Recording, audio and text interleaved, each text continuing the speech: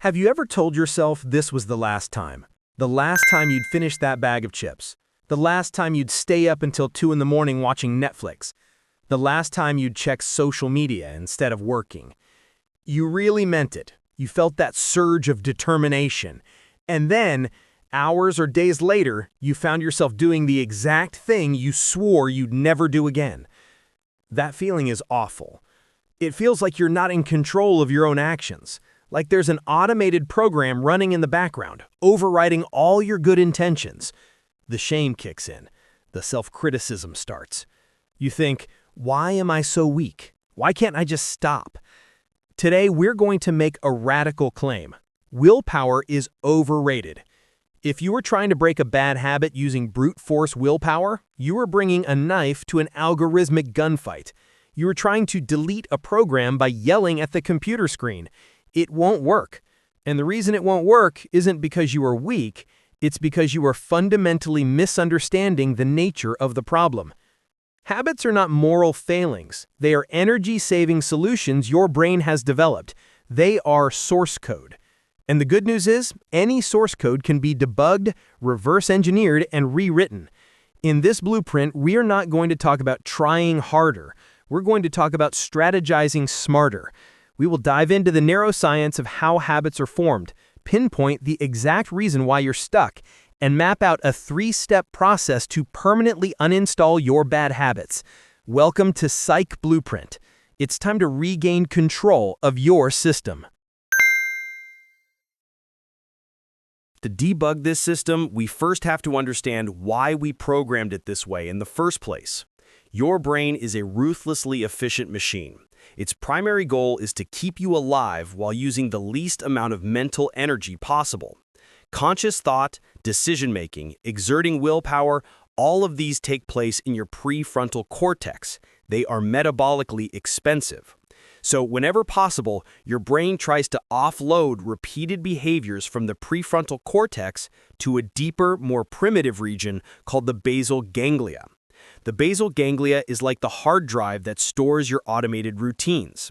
It doesn't make complex decisions, it just runs scripts. When a behavior is handed over to the basal ganglia, it becomes a habit. This is a brilliant feature of the brain. It allows you to drive a car or make your morning coffee without a second thought. But this efficient system is also the source of our bad habits. Your brain doesn't distinguish between a good habit and a bad habit. It just knows that when X happens, I do Y, and that saves energy. This is where the old paradigm of habit breaking gets it wrong. The old paradigm assumes you just need to use your prefrontal cortex to overpower the basal ganglia. It treats the habit like a monster you have to fight every single day. The problem is, your willpower is a finite resource. It depletes throughout the day. It wanes when you're tired, hungry, or stressed. And the moment your prefrontal cortex loses focus, the basal ganglia immediately takes over and runs the default script. That script is your bad habit. This is why you can eat healthy all day, but at 9 p.m. when you're exhausted, you find yourself raiding the refrigerator. Your basal ganglia has taken over. The new paradigm we are exploring today is not about fighting the habit. It's about understanding its source code. We don't need to overpower the basal ganglia, we need to reprogram it. And every habit, good or bad, is built on the same fundamental 4-part structure. It's the habit loop. Understanding this loop is the first step to regaining control. But there's one component of this loop that most people get wrong, and getting it right changes everything about how you approach behavior change. So, what is this habit loop? Based on the work of researchers at the Massachusetts Institute of Technology, we can break down the source code into 4 stages. Stage 1 is the cue. The cue is a trigger that signals your brain to run a specific script. It's like a push notification. Cues can be anything. A time of day, for example, 3 p.m. A specific location, for example, sitting on the couch. An emotional state, for example, feeling bored or stressed. The presence of other people, or an immediately preceding action, for example, finishing dinner. Stage 2 is the craving. This is the motivational force behind the habit. It's the desire to change your internal state. You don't crave the cigarette, you crave the feeling of relaxation it provides. You don't crave checking Instagram, you crave novelty and distraction. This is the crucial part we will come back to. Stage 3 is the response. This is the actual action, the habit that you perform. Eating the cookie, scrolling through TikTok. The response happens because your brain predicts that it will satisfy the craving. And stage 4 is the reward. This is the positive outcome that reinforces the behavior. It teaches your brain that this loop is worth remembering for the future. Cue, craving, response, reward. This is the source code. And every time this loop completes, the neural connection supporting it gets a little bit stronger. What does this look like in the brain? There's a principle in neuroscience often summarized as neurons that fire together, wire together. This is known as Hebb's law. When you repeat the habit loop, you are activating the same sequence of neurons over and over. Your brain starts to optimize that pathway. It wraps these neurons in a fatty substance called myelin, which acts like the insulation on an electrical wire. This process of myelination makes the signal travel faster and more efficiently along that pathway. You are essentially upgrading the habit's internet connection from dial-up to fiber optic. The better myelinated the pathway, the more automatic the behavior becomes. It becomes the path of least resistance in your brain. Now we can answer the question of why willpower fails. When you try to resist a habit, you are asking your prefrontal cortex to intervene and override a highly optimized neural superhighway. Your prefrontal cortex is trying to route traffic down a dusty dirt road, while your basal ganglia has an 8-lane freeway ready to go. In a head-to-head battle, the superhighway almost always wins. You cannot erase that neural pathway, but you can build a new one and make the old one harder to access. At this point, you might be thinking, okay, I understand the habit loop, but I've tried identifying my cues before and I'm still stuck. Why? This brings us back to stage 2, the craving. This is the single most important lever for behavior change, and it's the part that is most often misunderstood. We often think that the reward is what drives the habit. We think we enjoy the outcome. But modern research shows that it is the anticipation of the reward, not the reward itself, that drives the action. It's the craving. Consider this. Often your bad habit doesn't even feel good anymore. The 5th cigarette of the day doesn't feel as relaxing as the first. Finishing the carton of ice cream makes you feel physically ill. Scrolling social media for an hour leaves you feeling empty, but you still do it. Why? Because your brain still associates the response with a potential reward. The craving is still there. To break a bad habit, we must break the association between the cue and the craving, or between the craving and the response. We have to update the brain's prediction. Another critical factor here is identity. Many of our bad habits are tied to how we see ourselves. If you see yourself as someone with a sweet tooth, your brain will look for opportunities to reinforce that identity. Breaking habits isn't just about changing your actions, it's about changing the story you tell yourself. It's the difference between "I'm trying to quit smoking" and "I am not a smoker." The former is a struggle, the latter is a fact. Let's see this in action. Meet Alex. Alex is a graphic designer who works from home and has a persistent bad habit, obsessively checking social media during work hours. It destroys Alex's focus and creates constant anxiety.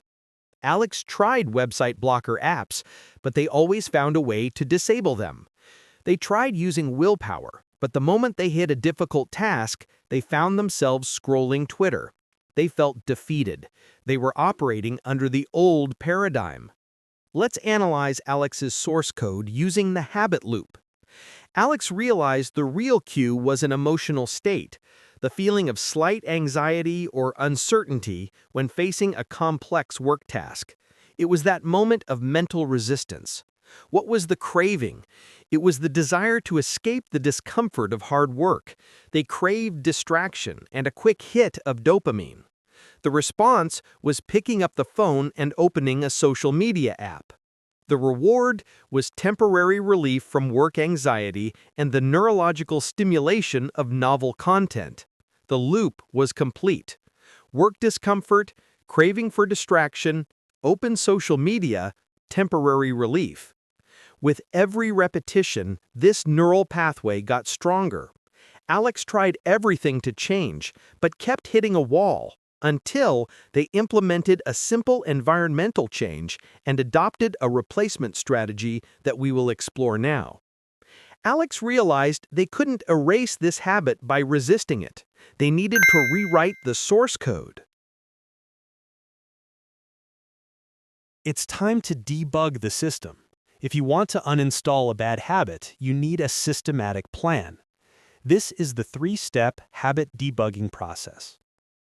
You cannot change what you cannot see. The first step is not action, it's awareness. You need to become a data scientist of your own behavior. Here is your exercise. For the next 3 days, don't try to change your habit. Instead, carry a notebook and create a debugging log. Every time you perform that bad habit, write down 4 data points. 1. What was the cue? What happened right before? Where were you? How did you feel? Be specific. Felt bad is not enough. Felt rejected after a critical email from my boss is better. 2. What was the craving? What did you really want to feel? What were you escaping? 3. What was your response? 4. What was the reward? What did you get out of it immediately? In Alex's case, their log started showing a clear pattern. The cue was almost always opened a new project document and didn't know where to start. The craving was reduce uncertainty. This mapping is crucial because it gives you clarity. It separates the habit from your identity. You are not a procrastinator, you are a person running a procrastination script when triggered by uncertainty. Once you have mapped the source code, it's time to interrupt the loop. We do this by targeting 2 weak points, the cue and the response. First, we make the cue harder to see, or the response harder to do. This is called adding friction. Friction is the enemy of automation. By making a habit harder to perform, you force your prefrontal cortex to get involved. You shift the behavior from automatic to conscious. This is where Alex made that crucial environmental change. They realized their phone was too easy an access point, so they started leaving their phone in another room, inside a locked drawer while they worked. They also logged out of all social media accounts on their computer and deleted the saved passwords. Now, when the cue, work uncertainty, appeared, the response, opening social media, required significant effort. This friction bought them a few seconds of pause. That pause is all you need. But adding friction alone is not enough. You also need to address the underlying craving. So the second step is to replace the response. You need to find a new behavior that satisfies the same craving, but in a healthier way. Alex knew they craved a reduction in uncertainty and anxiety, so they created a new script. They used a technique called implementation intention, or the if-then protocol. Their new script was, if I feel uncertain about starting a task, then I will stand up and do 5 minutes of box breathing. They put a sticky note on their monitor with this script. When the urge to check the phone arose, the friction slowed them down, and the note reminded them of the new response. This new behavior directly addressed the craving. Box breathing calmed their nervous system and reduced anxiety. It provided the same reward, relief from discomfort, but without the negative consequences. The final phase is to reinforce the new script until it becomes the new default. This is where consistency matters more than intensity. Every time you successfully execute the new habit loop, you are myelinating a new neural pathway. You are building your new superhighway. At the same time, the old, unused pathway starts to weaken. But the real key to lasting change is integrating this new behavior into your identity. Alex started to change their narrative. Instead of saying, "I'm trying not to get distracted," they started saying, "I am someone who does deep, focused work." Every time they chose box breathing over social media, they were casting a vote for this new identity. They were providing evidence to their brain that this is who they are now. It is crucial to understand that you will slip up. There will be days when you fall back into the old habit. This is normal. It's not a failure, it's a data point. When it happens, don't beat yourself up. Go back to your debugging log. What happened? Be curious, not critical. Every slip-up is an opportunity to refine your strategy. Breaking a bad habit is one of the hardest things you will ever do, but it is also one of the most rewarding. Because this isn't just about stopping snacking or stopping checking your phone. This is about liberation. It's about reclaiming control of your mind and your life from the forces of automation. Today we've discovered that you are not broken. You are not weak. You are simply running outdated source code that was programmed years ago. You've learned that willpower is a poor tool for long-term behavior change. Instead, you need to understand the habit loop, the cue, the craving, the response, and the reward. You've been equipped with the three-step debugging process. Decompile the source code through awareness, interrupt the loop with friction and replace the response, and reprogram your brain through consistency and identity shift. You now have the blueprint, but a blueprint is only valuable if it's used. Your action item today is simple, but it's critical. I want you to start phase 1. Identify the number one bad habit you want to break, and then identify the primary cue that triggers it. Be as specific as possible. What is that cue?